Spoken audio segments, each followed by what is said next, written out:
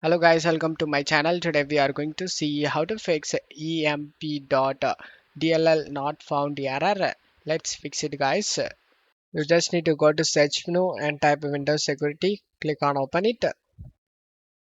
Select the virus and threat protection and select the manage settings and scroll down and select add or remove exclusions and select yes.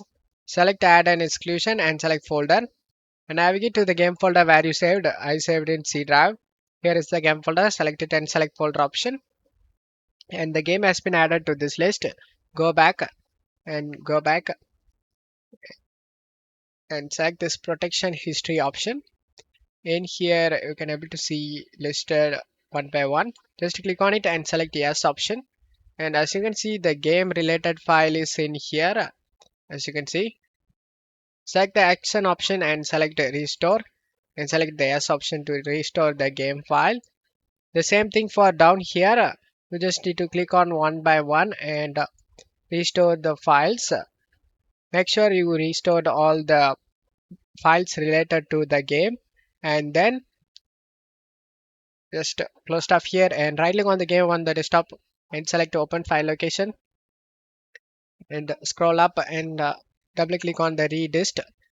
Double click on this quick SFV and select this file and select open.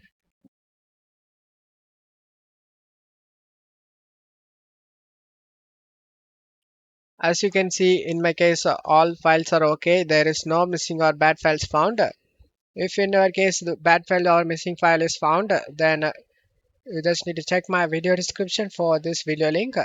Just uninstall and reinstall the game by following these video steps, and this should fix your problem, guys. For the people who doesn't have this missing or bad files, then you are good to go. Just to close stuff here and launch the game.